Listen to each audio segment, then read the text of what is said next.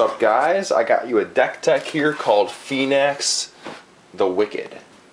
And this deck is a blue-black Phenax mill deck from Born of the Gods.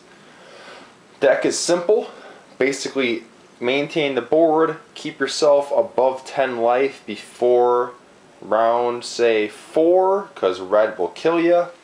And just maintain yourself and get things done.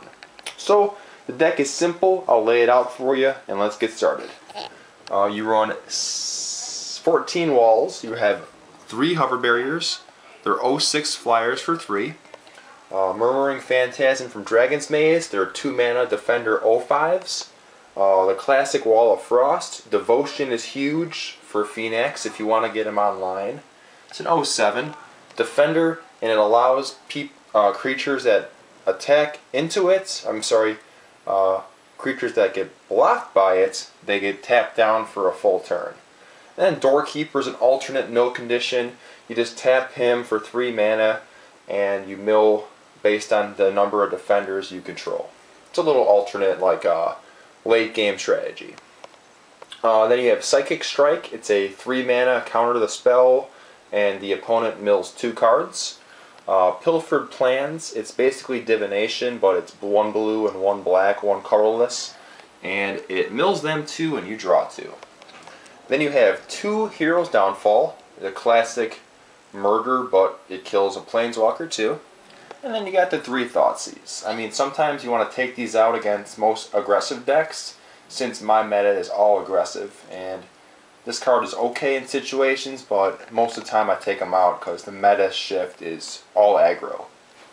And then we got our bombs. We got Phenax, the God of Deception. He's a 5 mana enchantment god, and this guy is a 4/7 indestructible. And his ability states when creatures you control have tap, you just tap the card, and it mills the opponent's library based on its toughness. So, Wall of Frost, you just tap it end turn, mill him 7, mill him 6, mill him 5, so on. And then once he becomes active, he can mill 7 as well. I got the 1 Traumatize. It's a very fun card. It mills their deck rounded down the first half. Pretty sweet.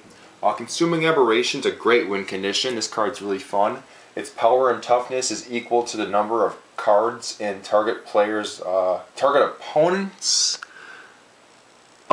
In your opponent's graveyard. So if there's 4 opponents, it's enormous. And whenever you cast a spell, they mill until they hit a land. Pretty powerful. I was able to get this guy as a 33/33, get this guy active, and then bam, mill him 33. The classic Jace Memory Adept. Bring it in play. If you're versing red, sometimes you do want to plus it. And then if you don't want to plus it, the classic 0 ability is to mill him 10. And last but not least, I wanted to try Ashiok out. It's a 3 mana planeswalker from Theros. You plus it, you mill them 3. Well, you exile them 3. And then the minus abilities, you could put a creature in play, remove that many loyalty counters based on the converted mana cost, and bam, you get to play that creature for free. And you don't cast it, you just put it in play, so they cannot counter that ability. Yeah, and it's also a nightmare as well, so pretty cool. In the land base, we have our swamps, we have 4 watery graves, our islands, 4 temple of deceits, 1 encroaching waste because we have a lot of mutavaults, and I have 2 mutavaults of my own. And then our sideboard's kind of interesting. We have 4 white to precinct 6. It gets +1/+1 for each creature in their graveyard. So if you're playing red and you mill like 10 cards with like Jace, this thing becomes like an 8/8 or 9/9. It gets really big. Pithing Needle against all those planeswalkers and nonsense from control decks. Nighthowler's awesome. It's basically Bone Horde, but it's a creature, and it has Bestow. You got Eye Gouge. Eye Gouge gives -1/-1 to any creature. If it's a Cyclops, destroy it. Now, what creatures are Cyclops? This one right here is a Cyclops. It's every creature in addition to its other types. So, why not? We have one Gainsay against like Detention Sphere and stuff like that, because I don't want them to exile any of my Planeswalkers, you know. Illness in the Ranks is against Elspeth. Mind Grind is just thrown in there for fun. And then Bioblight's also in there for Elspeth. And red creatures that just get overextended. And then Far and Away is against, like, you know, more creature decks as well. It's a very fun card.